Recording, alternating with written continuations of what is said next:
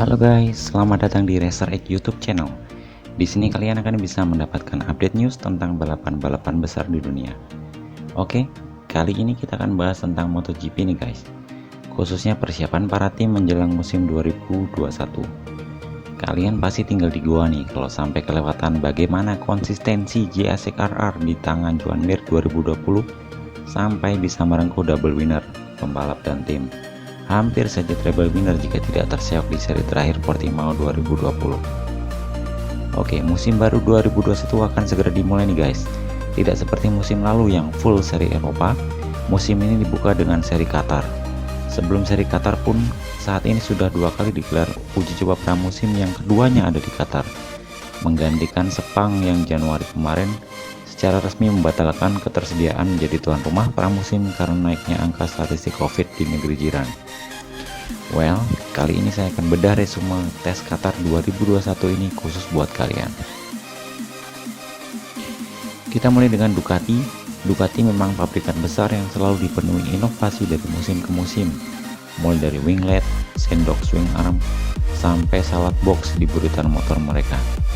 Musim 2020 bisa dikatakan Ducati tenggelam. Mengandalkan Dovizioso yang sudah demotivasi dan Petrucci yang sudah tekan kontrak dengan KTM Tech3, hanya Jack Miller via Pramac Ducati dan Johann Zarco di sponsor sama Ducati yang boleh dibilang tidak terlalu buruk musim lalu. Musim ini karena semua pabrikan dilarang untuk melakukan upgrade di sisi mesin, Ducati tampak melakukan improvement dari sisi aero winglet dan uji coba front suspension hot-shot device. Aero winglet yang dicoba Ducati tampak mengarahkan aliran udara dari samping ke arah bawah yang disambut oleh sendok swing arm. Peralatan yang terdaftar untuk mendinginkan ban ini sepertinya bekerja semakin optimal nih guys, memberikan downforce ke ban belakang. Hasilnya, selama 2 kali periode tes Qatar kali ini, Jack Miller berhasil memecahkan catatan rekor lap time Qatar meskipun ini unofficial karena terjadi saat tes. Ducati tampaknya menjadi favorit di duo seri pembuka MotoGP 2021.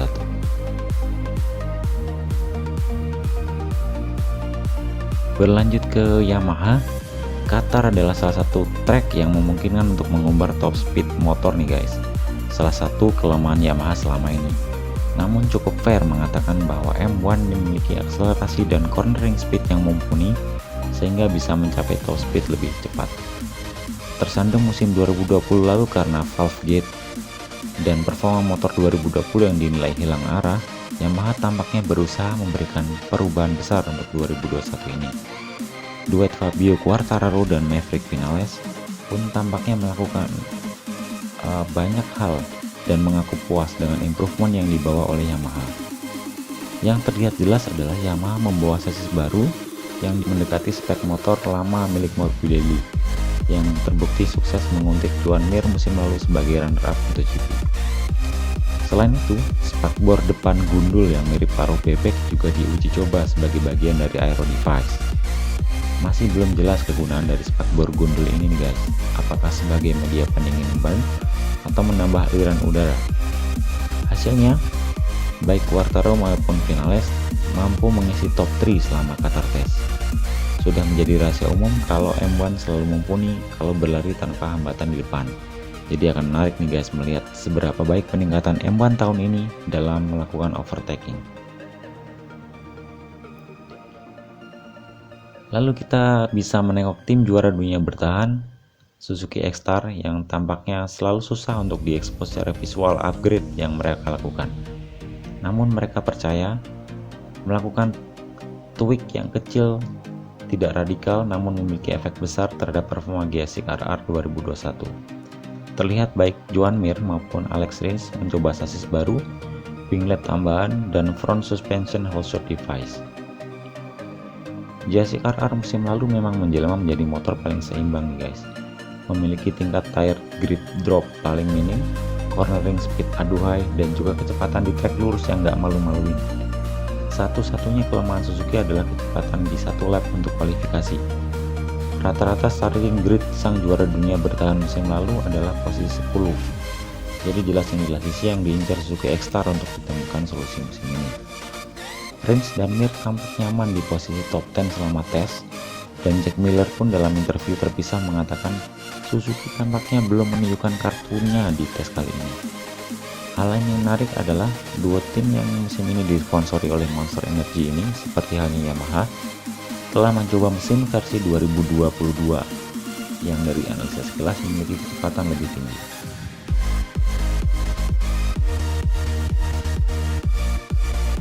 Kita lanjut ke HRC. Tampaknya melakukan banyak effort untuk membuat para pembalap bisa memaksimalkan motor potensi RC213V sepeninggal Marc Marquez yang harus absen karena patah tulang lengan atas.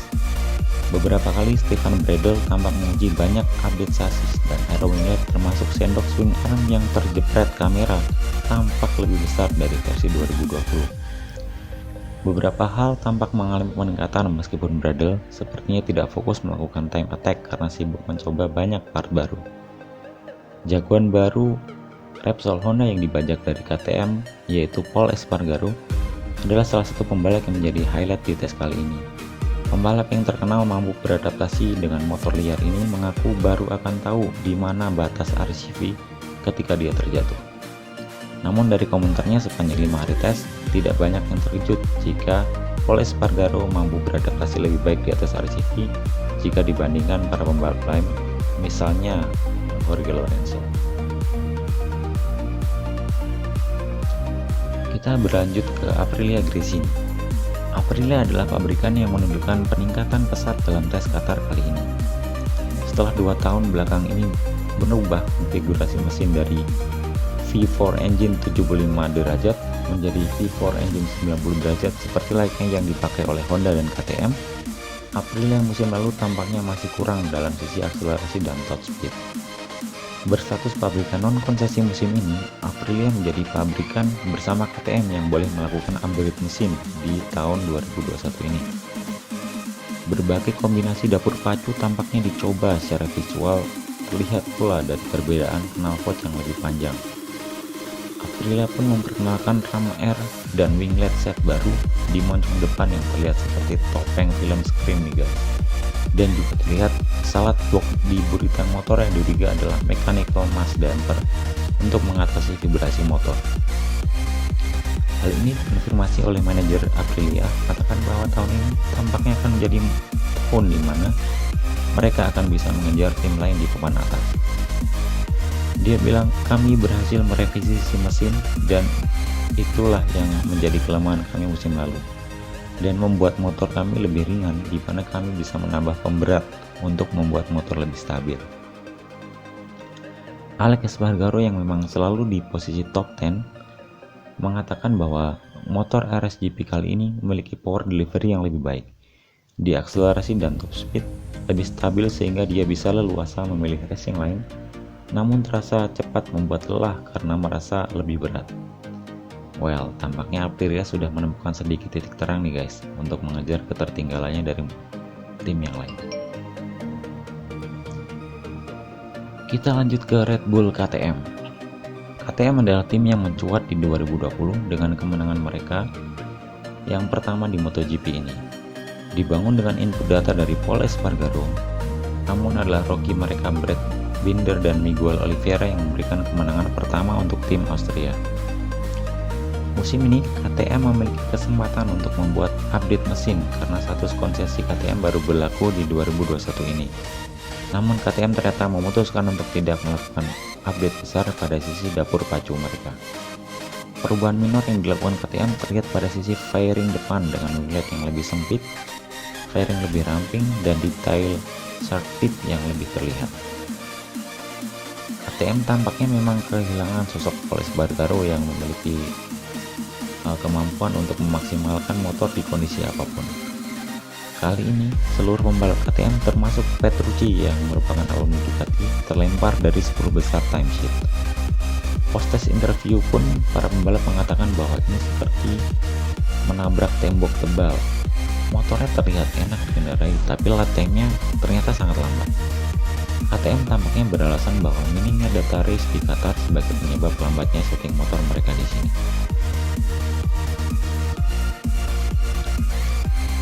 Bagaimana dengan tim satelit MotoGP?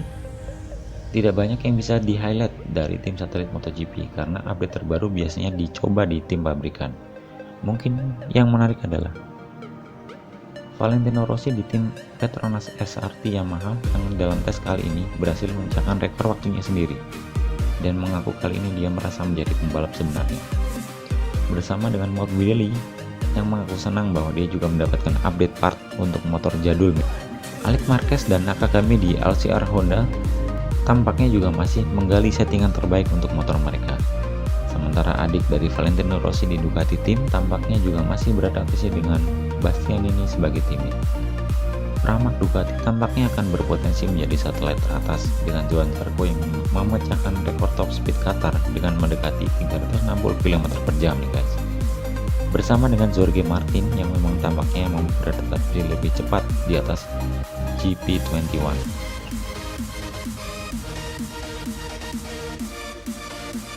Oke, sebagai summary dari 6 hari MotoGP untuk melakukan tes di Qatar, memang hanya 5 hari yang bisa dipakai karena badai pasir di hari terakhir.